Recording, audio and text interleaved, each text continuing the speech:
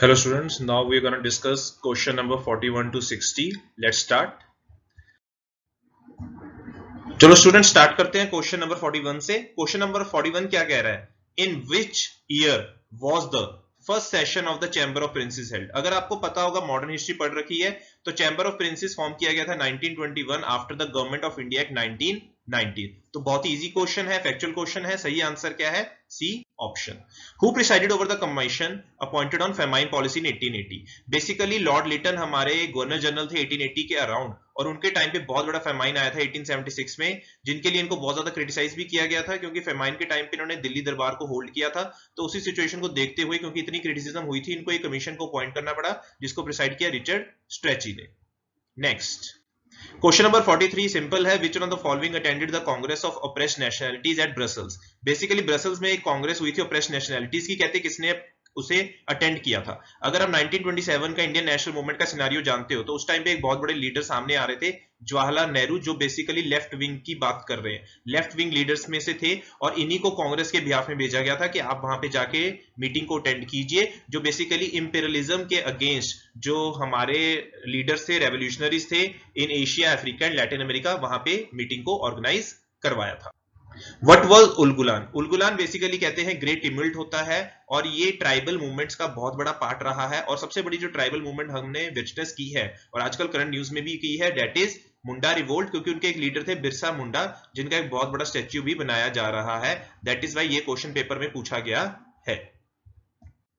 Which one of the following organizations was the last to be established? अगर आपको पता है कि INC in 1885 में एस्टैब्लिश हुई थी, तो उसके अराउंड आपने और भी ऑर्गेनाइजेशंस पढ़ी होंगी, और उसके रिलेटेड जो 1884 में बनाई गई थी, जो लास्ट थी, दैट वाज मद्रास महाजन सभा। तो वेरी इजी क्वेश्चंस पूछे जा रहे हैं, जैसे कि आप देख सकते हैं हिस्ट्री में से। When did the British Prime Minister declare in the British Parliament that transfer of power will be there? तो ट्रांसफर ऑफ पावर की बात इंडिया के टर्म्स में कर रहे हैं, जो क्लीमेंट एटली की स्टेटमेंट आई थी कि जून 1948 तक हम पावर को ट्रांसफर कर देंगे, और बेसिकली जो पावर ट्रांसफर की बात करी गई थी, वो करी गई थी 20 फरवरी 1947 को। Which one of the following works was written by Sachinder नाथ सन्याल? बहुत इंपॉर्टेंट हुए हैं हमारे ये। To attract the youth to revolutionary nationalism, basically revolt of 1857 के टाइम पे इनको कैप्टिव बंदी बना के अंडमान एंड निकोबार आइलैंड्स की जेल में डाल दिया गया था। तब वहां पे जब प्रिजनर थे, तो उन्होंने बुक लिखी थी, डेट वाज बंदी जीवन। Which one of the following is not a soil type in India? Basically soil type पूछी गई है, एरिड, पीट, लेटराइट, कोस। अगर आपको पता है तो आपको सही आंसर बड़ा ही इजी है ढूंढना, कोस, क्योंकि ये एक सीजनल स्ट्रीम होती है। तो सही आंसर क्या है? D option. Jalandhar Doab, again very easy geography का क्वेश्चन, कह रहे जलंधर दोआब कौन से दो एरिया के बिटवीन है? बेसिकली ये जो ब्यास और सतलुज रिवर फ्लो करती है, ऐसे अगर मैं मैप बनाऊं रफ सा पंजाब का, तो ये जैसे ब्यास है और ये यहां से जैसे सतलुज आ रही है, तो यहां पे जो एरिया बन रहा है that is Jalandhar Doab.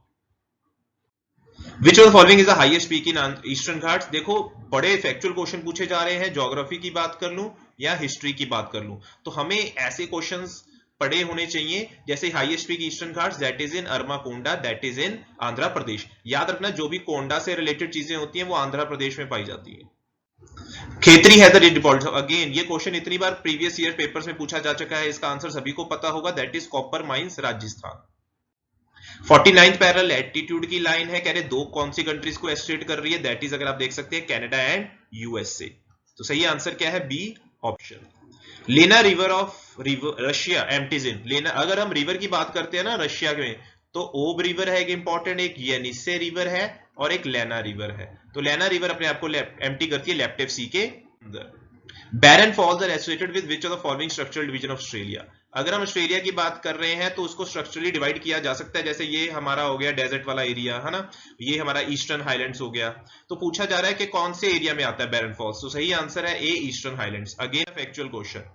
Similarly Winnipeg in Canada is famous for? देखो ये कनाडा ऐसा है, इसमें ईस्ट वेस्ट स्प्रेड बहुत ज्यादा है, जिसकी वजह से यहाँ पे टेम्परेचर क्लाइमेट पाया जाता है टाइगा, और टाइगा में यहाँ पे जो ट्रीज होते हैं बेसिकली वहां से मिलती है सॉफ्ट वुड। अगर आपने बेसिक क्लाइमेट वाला चैप्टर पढ़ रखा है, ये क्वेश्चन बहुत सिंपल था, इसका आंसर क्या है? B option. Which among the following variables are used in constructing HDI index of India?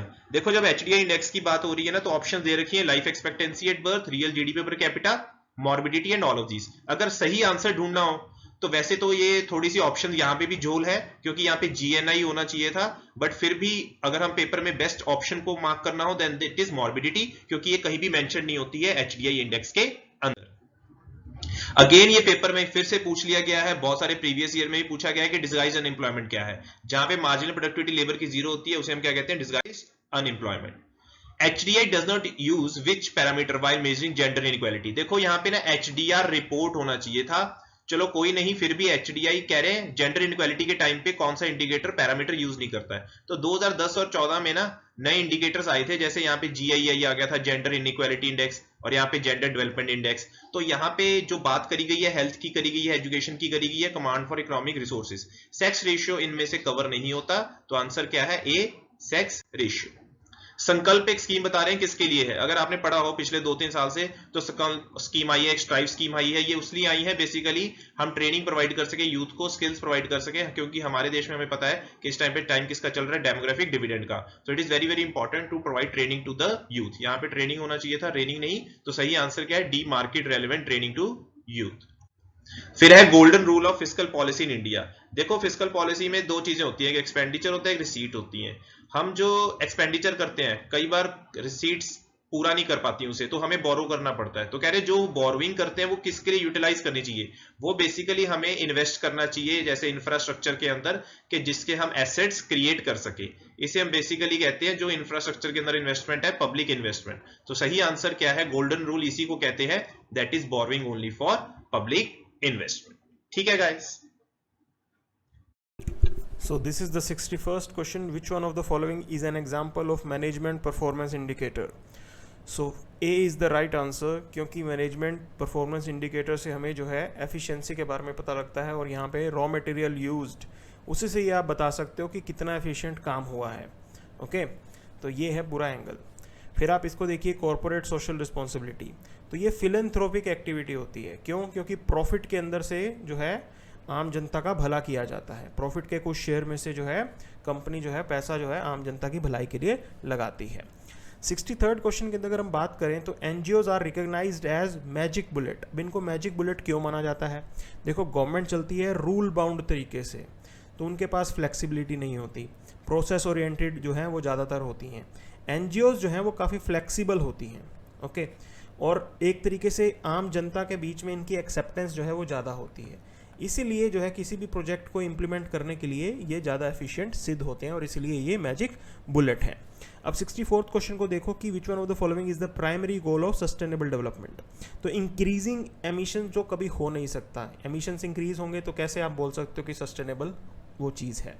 दूसरी चीज़, एलिमिनेट करना भी मुश्किल है। ओके, डिक्रीजिंग एमिशन है, लेकिन आप ये देखिए वेस्ट को भी तो मॉडरेट करना है हमें। बेसिकली हमारा कंपोनेंट क्या होता है, हमें कंट्रोल करना होता है चीज़ों को। अगर चीज़ें कंट्रोल्ड रहेंगी तो जो है हम उसे सस्टेनेबल तरीके से यूज़ कर पाएंगे। अब आप देखिए ये बिल्कुल जो है आपका फैक्चुअल क्वेश्चन, इको मार्क का लेबल जो है आपका अर्थन पॉट ही होता है। ओके, फिर आप देखिए मास एक्सटिंक्शन की बात, तो प्रीडेशन जो है ये नॉर्मल लाइफस्टाइल का पार्ट है। कैसे नॉर्मल लाइफस्टाइल है? देखिए एक स्पीशीज दूसरी स्पीशीज को खाती है, नेचुरल प्रोसेस है। अब ऐसा कभी नहीं होगा कि एक स्पीशीज दूसरी स्पीशीज को कंप्लीटली खा जाएगी एकदम से, ठीक है ना। तो इसलिए मास एक्सटिंक्शन के अंदर प्रीडेशन नहीं होगा। बाकी चीज़ों से ग्लोबल कूलिंग भी हो सकती है, ठीक है, बहुत ज़्यादा रेनफॉल होगी, हर जगह रेनफॉल होगी, पानी पानी हो गया तो मास एक्सटिंक्शन हो सकता है। प्रीडेशन मतलब दूसरे को खाना, ठीक है ना, वो एकदम से पॉसिबल नहीं है, क्योंकि नेचुरल प्रोसेस होती है, उससे रिवाइवल हो जाएगा। ओके, अब आप देखिए ये प्योरली जो है कैलकुलेशन बेस्ड क्वेश्चन है आपको। इसके अंदर जब आप इसको कैलकुलेट करोगे तो यहाँ पे किलोवाट आवर में आपको मिल जाएगा, ठीक है ना। अब वहाँ से आप यूनिट आराम से कैलकुलेट कर सकते हो, और 7.2 जो है वो इसका राइट आंसर है। अब आप इसको देखिए, ये भी फैक्चुअल क्वेश्चन, न्यूक्लियर फिजन के अंदर जो है 200 इतने के अराउंड जो है आपकी एनर्जी रिलीज होती है। So C is the right answer. 69 question की अगर हम बात करें, टीथ फिलिंग की बात करते हैं, तो ये जो पर्टिकुलर मेटल अलॉय जो बनता है इसका यूज़ किया जाता है। Okay, silver, mercury, tin, copper, zinc. Gold जो है इसके अंदर नहीं देखने को मिलता, और एल्यूमिनियम भी नहीं यूज़ होता, तो इस पर्टिकुलर अलॉय का इस्तेमाल करते हैं टीथ फिलिंग के अंदर। अब आप आगे देखिए, विच one of the following is not responsible for water hardness. तो वाटर हार्डनेस की बात करें तो कैल्शियम कार्बोनेट का भी यूज़ होता है, मतलब उसके अंदर मिलता है वो, मैग्नीशियम भी मिलता है, magnesium carbonate, calcium hydrogen nitrate भी मिलता है, लेकिन कैल्शियम नाइट्रेट जो है वो नहीं मिलता। ओके, ये रिस्पॉन्सिबल नहीं है वाटर हार्डनेस के लिए। 71st क्वेश्चन की बात करें, the different plant parts in which leucoplast presents are. भी ल्यूकोप्लास्ट किस में प्रेजेंट होते हैं, तो रूट्स और अंडरग्राउंड जो स्टेम होती है ना उनके अंदर ये प्रेजेंट होते हैं। So A is the right answer. Okay, 72nd question की बात करें तो ये पर्टिकुलर जो स्पीशीज है या फिर आपको बोलो टाइप ऑफ प्लांट है, इनके अंदर फ्लावर्स जो हैं वो नहीं होते।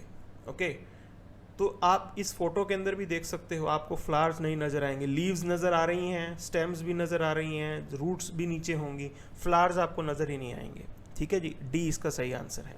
73rd क्वेश्चन की बात करें, in which group of animals column is filled with blood. Okay, अब ये जो है अर्थ्रोपोडा जो फैमिली होती है उसके अंदर ऐसा होता है। So B is the right answer.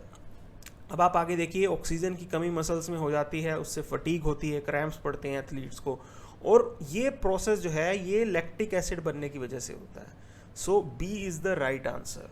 अब आप आगे देखिए, ये है आपका प्योरली जो है ज्योग्राफी बेस्ड क्वेश्चन। तो पालमपुर, धर्मशाला, जोगिंदर नगर जो है हिमाचल प्रदेश के अंदर, वो कौन सी जोन में पड़ता है, तो वो वेट टेम्परेट जोन के अंदर पड़ता है। Okay, D is the right answer.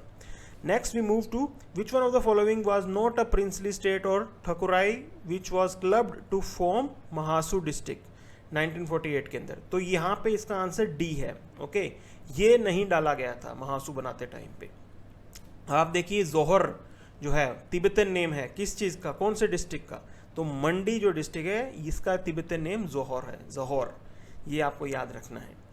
अब इस क्वेश्चन को देखिए, जो स्नो क्लैड पीक है हिमाचल प्रदेश का, और वो एक तरीके से मैटरहॉर्न की तरह लगता है, वो स्विट्ज़रलैंड में जो है, तो ये आप पीक को देख लीजिए, ये पॉइंटेड पीक्स हैं इसके अंदर। ओके, तो ये है आपका रियोपुर हिल, इसकी फोटो है ये।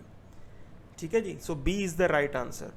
Okay, now will move to 79th question, which one of the following combination is not correct.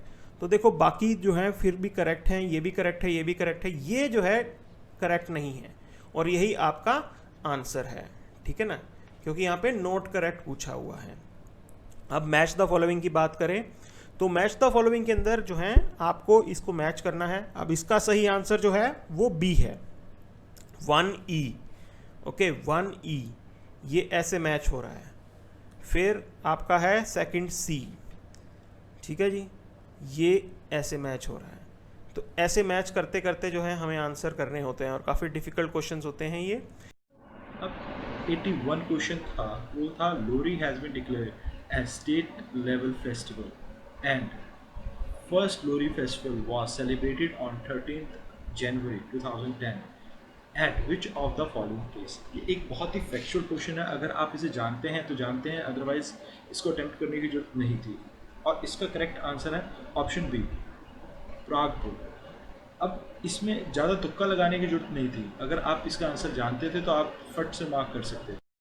अगर बात करें 82 क्वेश्चन की, तो which of the following temple is believe to be constructed by 2 merchants. अब यहाँ पर 2 मर्चेंट्स की बात हो रही है जिन्होंने ये मतलब टेम्पल को बनाया था। तो अगर इसकी बात करें हम, तो यहाँ पर ऑप्शन ए जो है बैजनाथ टेम्पल, ये जो बैजनाथ टेम्पल है यही इसका करेक्ट आंसर है, क्योंकि 1204 AD में ये टेम्पल इन्हीं 2 मर्चेंट्स ने बनाया था। कहाँ पर, बैजनाथ जो कांगड़ा डिस्ट्रिक्ट में एक जगह है वहाँ पे, और लगभग ये नागर स्टाइल ऑफ टेम्पल है, और नागरा या नागर स्टाइल बोलते हैं, तो इसका आंसर ए ही है। अगर हम बात करें, the largest collection of Kangyur and Tangyur is placed in the library of which of the following gompa. अब इसमें ऑप्शन बी जो है करदंग इसका राइट आंसर है, क्योंकि अगर आप इस फैक्ट को जानते हैं तो आपके लिए इजी है इससे रिलेट करना कि the library of Kardang gompa is huge and contain full volume of Kangyur and Tangyur. जो बुद्धिस्ट टेक्स्ट है उसको यहाँ पर संभाल के रखा गया है। 84th क्वेश्चन की, तो यहाँ पर ये कहता है which of the following statement is not correct. अब इसमें से इनकरेक्ट पूछी गई है, तो अगर आपको पता होगा स्टेटमेंट ए जो है the Arki school of painting was founded by, अब यहाँ पर राजा जगत सिंह की बात की गई है जो कि गलत है। राणा महेर चंद जो कि 1727 से लेकर 1743 तक, 1727 से 1743 तक इन्होंने, एंड राणा भूपचंद, इन्होंने इस पेंटिंग की शुरुआत की थी। मतलब ये इनसे रिलेटेड है, ये राजा जगत सिंह जी से रिलेटेड। अगर बात करें 85th क्वेश्चन की, 85th क्वेश्चन में कहा गया है which of the following valley Himachal Pradesh language art and culture academy found 600 years old manuscript that deals with Ayurvedic system of medicine. तो इसका आंसर डी, जो ऑप्शन डी है वो करेक्ट ऑप्शन है, क्योंकि 2011 में Himachal Pradesh language art and culture academy, जो कि मतलब जिसने कि 600 साल पुराना एक मैन्युस्क्रिप्ट ढूंढा था, वो स्पीति वैली जो हमारे हिमाचल में है वहाँ से पाया गया था, और ये भोती लैंग्वेज में लिखा गया था, और ये डील करता था आयुर्वेद की मेडिसिन वगैरह से। बात करें 86th क्वेश्चन की, तो 86th क्वेश्चन क्या कहता है which of the following combination is not correct. अब इसमें से फिर से इनकरेक्ट पूछा गया है, तो देखने वाली बात ये थी कि ऑप्शन ए जो है फतेहपुर फोर्ट, ये गलत दे रखा है। ये नैना देवी धार इसके पास है, जबकि यहाँ पर बदला धार लिखा हुआ था, जो कि गलत है। हम क्वेश्चन नंबर 87 की, क्वेश्चन नंबर 87 क्या कहता है हमारा, क्वेश्चन नंबर 87 कहता है कि the only coin special to Chamba 5 of which makes an anna is. अब ये है चाकली, जो ऑप्शन सी है वो करेक्ट ऑप्शन है। बहुत ही फैक्चुअल बेस्ड क्वेश्चन था। अब आपने अगर रीड करा होगा तो according to gazette of Chamba state, जो कॉपर कॉइन जिसका नाम था चाकली, उसको ही मतलब उसके 5 मतलब जो 5 कॉइन्स हैं वो एक आना बनाते थे। ठीक है, अगर हम बात करें क्वेश्चन नंबर 88 की, who amongst the following was the first to explain the archaeological remain in Chamba and Bharmour. तो अगर इसकी बात करें तो ऑप्शन सी जो है जनरल कनिंघम राइट आंसर है, क्योंकि फरवरी 1839 में तो उन्होंने विज़िट किया था इस एरिया को, और उन्होंने ही यहाँ पर आके इन आर्कियोलॉजिकल रिमेन्स को। अगर हम बात करें क्वेश्चन नंबर 89 की, what is the script of earliest record inscription found at Pither and Kahinhar. तो इसका आंसर बी है क्रोस्टी। अगर बात करें क्वेश्चन नंबर 90 की, what is the name of opera festival which is annually held at Tibetan Institute of Performing Arts (TIPA) at McLeodganj and was an annual feature in Lhasa prior to 1959। तो इसका answer जो option B है वो बिल्कुल correct है, शोटॉन। अब यहाँ पर अगर आप जानते हैं कि जो ये फेस्टिवल के बारे में बात हो रही है, ये एक सेकुलर फेस्टिवल है जो कि क्लासिकल फीचर रखता है काफ़ी, और म्यूज़िक और डांस से रिलेटेड है। तो अगर इसको आप आंसर जानते हैं तो इसका आंसर बी ही है, शाटॉन। अब बात करें क्वेश्चन नंबर 91 की, तो which of the following valley is not exception he most rugged glen of Kinnaur district. तो अगर इस क्वेश्चन नंबर 91 की बात करें तो इसका आंसर है ए, टिडोंग वैली। इसका आंसर है आंसर ए, टिडोंग वैली। अब Tidong valley is without exception the most rugged glen of district. It is often called a scene of savage grandeur. तो अगर क्वेश्चन नंबर 92 की, Jaysthang and Kenisthang are names given to which of the following. तो अगर इसकी बात करें तो option C, upper house and lower house of village khap of बलाना। अब बलाना जो है, जो ऑप्शन सी, वही इसका करेक्ट आंसर है, क्योंकि वहाँ की खाप पंचायत का ये नाम है। बात करें क्वेश्चन नंबर 93 की, which of the following country was relegated to second position by Lahaul Spiti by achieving the highest per acre production of potato. तो इसका आंसर है सी, नीदरलैंड। आगे बात करते हैं 94th क्वेश्चन की, the first mention of which of the following place came in 19। Sorry, ये थोड़ी मैंने लिखने में शायद टाइपिंग एरर कर दिया है, तो अगर एक बारी मैं रिकन्फर्म कर लेता हूँ, तो इसका है 1917 के अराउंड होगा शायद, from the diary of Scottish officer brothers. तो यहाँ पर बात की जा रही है शिमला की, ठीक है जी। इसका आंसर जो शिमला है, तो फर्स्ट मेंशन जो शिमला का था वो 1817 में आया था, from the diary of Scottish officer lieutenant Patrick and Alexander Grave. तो यहाँ पर जो बात हो रही है वो शिमला की हो रही है, और 1817 के अराउंड का पीरियड है जब शिमला मिला था। अब climate change vulnerability assessment is often undertaken from which of the following river basin covering 9,258 villages of 4 districts with more than 1200 panchayat. तो इसका ऑप्शन सी जो है बिल्कुल करेक्ट आंसर है। ब्यास ही वो रिवर है जहाँ पर क्लाइमेट चेंज वर्नेबिलिटी की असेसमेंट की गई है। What is the name of web-based software implemented by Department of Transport of Himachal Pradesh for issuing driving licence? तो इसका आंसर है सारथी। सारथी यानी रथी। तो यहाँ पर जो रथ चलाने वाला यानी ड्राइवर हुआ, तो उसके लाइसेंस की बात हो रही है। तो name the superintendent of botanical garden who set up Delhi tea estate इन 1852।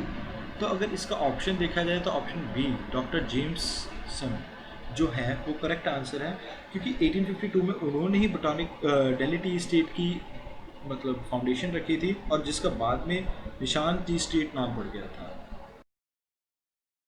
अगर बात करें 98th क्वेश्चन की, after intensive research and success of project which district of Himachal is likely to emerge as pistachio bowl of state. तो अगर इस question की बात करें तो इस क्वेश्चन का आंसर है कांगड़ा, और ये बहुत ही फैक्चुअल। अगर आपको पता है तो आपको पता है, नहीं तो नहीं। Question number 99, where is the first emu breeding farm of Himachal Pradesh set up by multi level marketing company easy way with? तो गढ़वाल इन ऊना, तो जो ये एरिया है यहाँ पर इसको सेटअप किया गया है। लास्ट क्वेश्चन है डिस्कशन का, who amongst the following were the 2 wild life expert who were main force behind setting up Himachal's first bird bringing station at Solapara? तो इसका आंसर सी है, फ्रैंकिस बुनार एंड टी.एच. वॉकर। आज की discussion यहीं ख़त्म करते हैं। हमारे जो आज के हिमाचल पीसीएस का पेपर था उसके हमने 100 क्वेश्चन डिस्कस किए हैं और आपको बेस्ट सोल्यूशन प्रोवाइड करने की कोशिश की है। लाइक कीजिए हमारा चैनल राज मल्होत्रा IAS अकेडमी और keep watching us. Thank you very much.